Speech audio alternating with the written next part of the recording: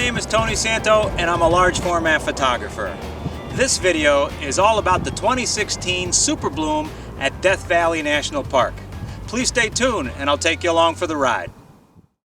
At Death Valley National Park, 2016 will be most likely remembered as the year of the Super Bloom.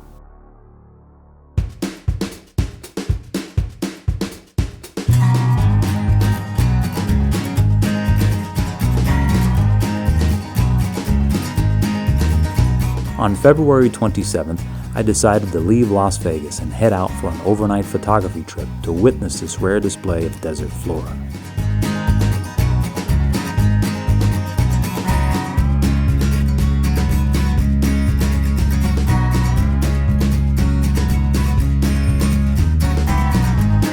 During my drive, I thought about what awaited me on this journey. Would I still be in time to capture the rugged desert landscape with a blanket of delicate flowers in full bloom? Were the flowers waning in blossom? Would there be good lighting with clouds? As it turns out, there was only one question that I should have asked myself. What's the significance of the number 111?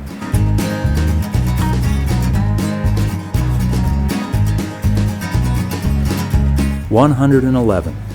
That's exactly the number of days that had elapsed since my fall trip to Zion National Park, and the last time I used my 8x10 view camera out on location. 111.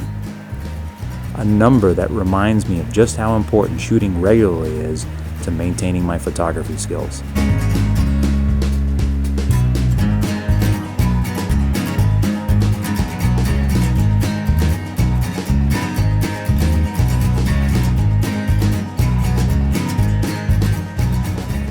So I ended up exposing 4 sheets of 8x10 film, Fujifilm's Velvia 100, with a GND filter of 0.6, so that's equivalent to about 2 stops. Then I also exposed 4 frames of 6x17 Kodak Ektar 100. I want to see how that responds in this kind of lighting during the sunset hours. So we'll see how that goes.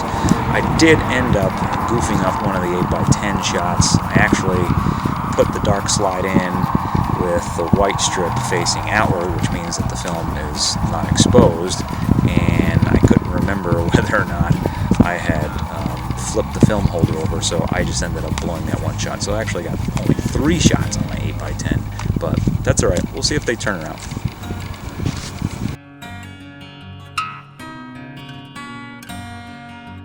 "111 days of not shooting reminds me that while I have years of experience using large format cameras, I am in no way immune to succumbing to a simple mistake such as not checking all of the corners of my ground glass for mechanical vignetting.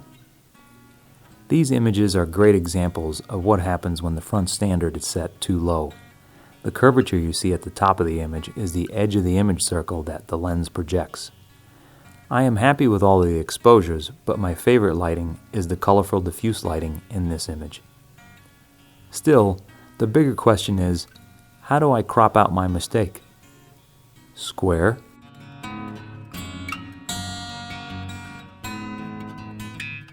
Panorama? I remain undecided.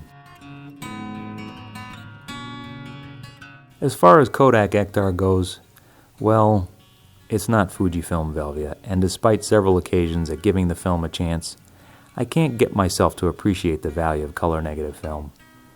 Velvia gives me exactly what I like, while Ektar requires more interpretive work during the process of scanning and manipulating it in image editing software.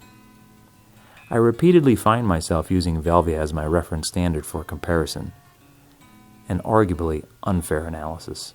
The irony for me is that I tend to be a socially reserved being, but using large format cameras can attract a lot of attention. This is something that I have grown to embrace because it affords the opportunity to share with people the excitement of this kind of photography. So you can imagine my surprise when I found myself on the front page of the Las Vegas Review-Journal. As a handful of us were busy capturing images, a reporter by the name of Chase Stevens was also busy piecing together a story about the Super Bloom. After an exciting and eventful evening, I headed back to the campground for a quiet dinner. Well, sort of.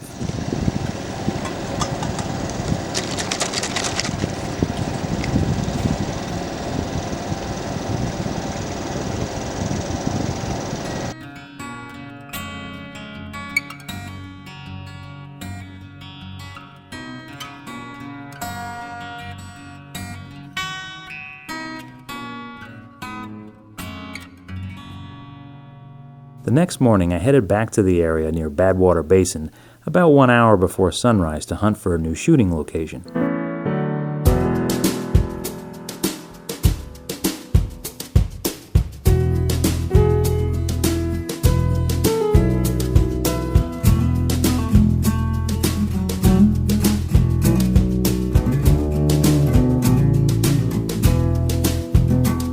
Would the number 111 continue to plague my attempt at creating images?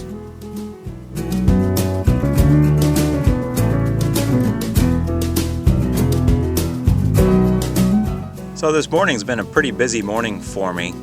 I ended up taking quite a variety of scenes. Sunrise was really nice. There were great colors in the sky. It's actually been pretty cloudy here for Death Valley, which makes for great photography. And because of the clouds, I've been able to actually shoot just a little bit longer in the morning hours here and do a variety of things with Velvia as well as some Kodak Ektar.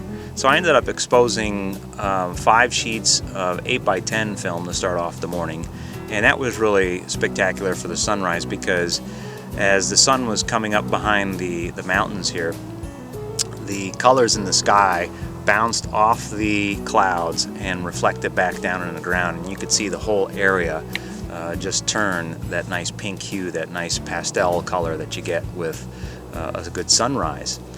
So then I moved on down the road, down towards mile marker 31, mile marker 26, that area, and did some panos of some flowers in some cracked mud.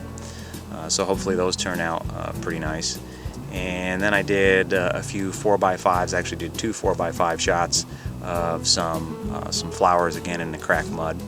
And then I did something that I haven't done in a really long time, and that is do a panoramic shot of a road scene with the wildflowers just blanketing either side of the road, which hopefully will turn out pretty cool. And again, because of the clouds, I think Velvia 50 will do pretty nicely with that scene. So overall, I'm pleased with the variety of locations that I was able to shoot at with this trip. So we'll just have to wait and see till I get the film processed and see if anything good comes out. The answer to my question of whether or not the number 111 would continue to plague my attempt at creating images was yes and no.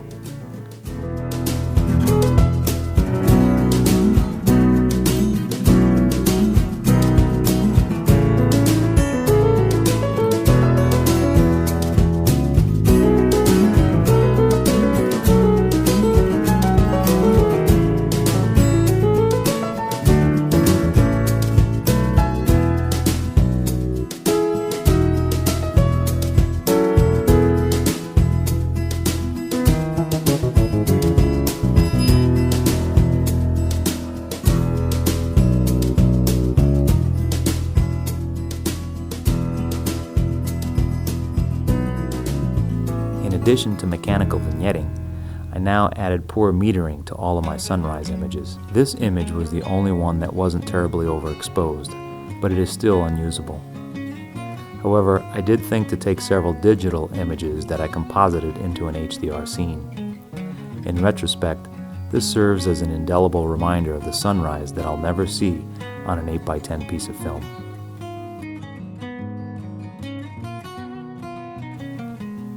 Finally, images that I am pleased with.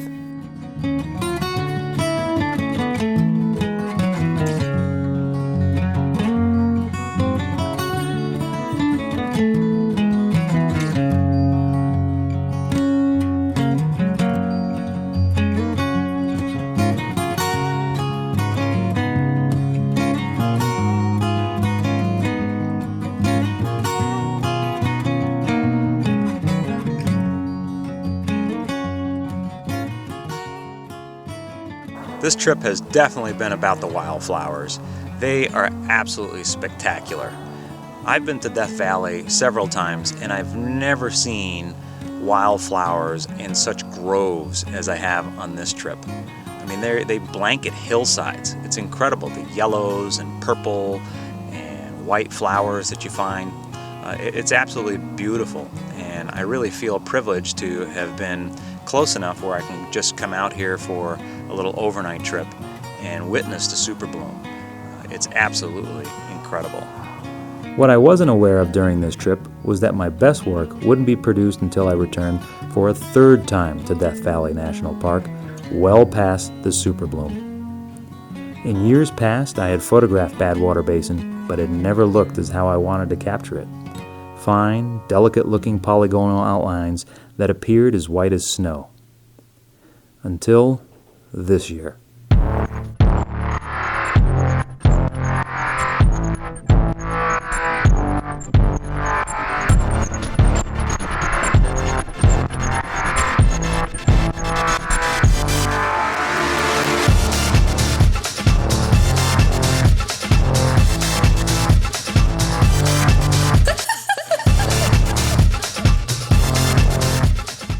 During this visit, I also had the privilege of visiting the Racetrack Playa. Although I didn't have the opportunity to photograph the area during sunrise or sunset, an approaching storm provided for an interesting image.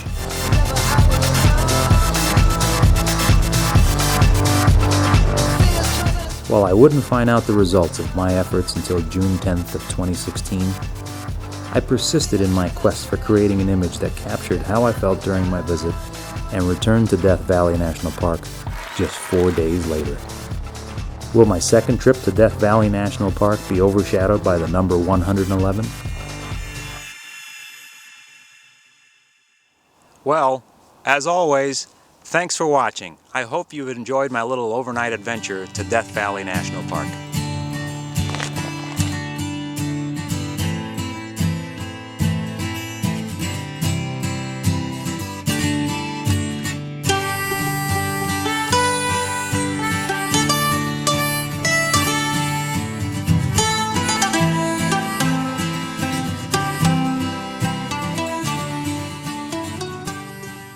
Found my videos educational or enjoy watching them for the entertainment value, please consider supporting me so that I can continue to produce new content ad-free.